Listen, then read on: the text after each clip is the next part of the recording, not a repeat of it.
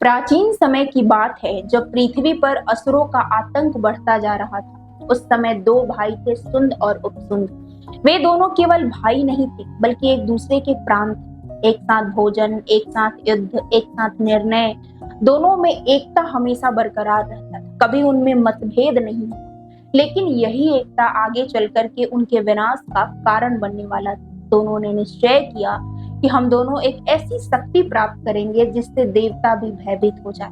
वर्षों तक कठोर तपस्या की और उनके तप से प्रसन्न होकर ब्रह्मा जी उसे वरदान देने आए।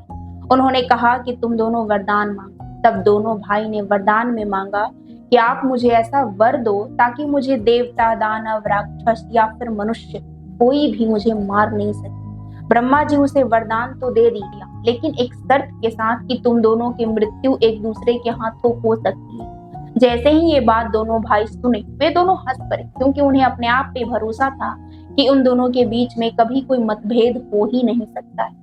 वरदान मिलते ही दोनों में अहंकार आ गया। उन दोनों ने स्वर्ग पर आक्रमण कर दिया, ऋषियों का यज्ञ भंग कर दिए, देवताओं को अपमानित करने लगे। पूरी सृष्टि पर भय फैल गया।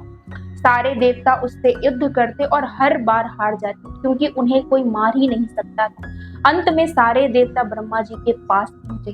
तब ब्रह्मा जी ने विश्वकर्मा को आदेश दिया कि एक ऐसी स्त्री बनाओ जिसका सौंदर्य संसार में अद्वितीय हो। विश्वकर्मा जी ने इस ब्रह्मांड की हर एक वस्तु से थोड़ा थोड़ा सौंदर्य लिए। चांद की शीतलता, कोमल की कोमलता, सोने की चमक, मोरनी की चाल और हिरण की आंखें, इन सारी वस्तुओं को मिला करके एक सुंदर स्त्री तैयार करवाई गई, जिनका नाम रखा गया तिलोत्तमा।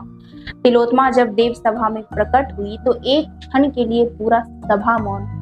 सारे देवता उसे देखने लगे। जब तिलोत्तमा देव सभा में घूम रही थी, तब वह भगवान शिव के सामने से गुजरी। भगवान शिव भी उसे देख रहे। जब वह बाईं ओर गुजरी तो भगवान शिव का मुख बाईं ओर प्रकट हुआ। जब वह दाईं ओर से गुजरी तो भगवान शिव का मुख दाईं ओर प्रकट हुआ। चारों दिशाओं में उसे देखने के लिए भगवान शिव का चार मुख प्रकट हुआ। इसका अर्थ यह नहीं था कि भगवान शिव उसके मुंह में पड़ चुके थे, बल्कि यह दिखाया गया कि तिलोत्तमा का रचना इतना अद्भुत था कि संपूर्ण सृष्टि उसका सौंदर्य देख करके विस्मित हो गया। अंत में तिलोत्तमा को सुंद और उपसुंद के पास भेजा गया, जहां दोनों भाई मदिरा पी रहे। तिलोत्तमा को देखते ही दोनों भाई मोहित हो गए। पहले सुंद ने कहा कि यह मेरी होगी, लेकिन तुरंत उसके बाद उपसुंद ने कहा कि नहीं, यह मेरी होगी, क्योंकि मैंने इसे पहले देखा है। अब दोनों भाई में विवाद होने लगा। जो दोनों भाई कभी एक दूसरे के विरुद्ध नहीं गए, सामने नहीं खड़े हुए, वे आज एक दूसरे के सामने खड़े। धीरे धीरे दोनों में युद्ध शुरू हो गया और देखते देखते दोनों एक दूसरे को मार दिए। तिलोत्तमा वापस देवलोक चली गई। यह कहानी सिर्फ एक सौंदर्य की नहीं थी, बल्कि यह उस सत्य की कहानी थी कि जिस शक्ति को हम बाहर से नहीं खत्म कर पाते हैं, उसे अक्सर भीतर से उसका विनाश निश्चित हो जाता है।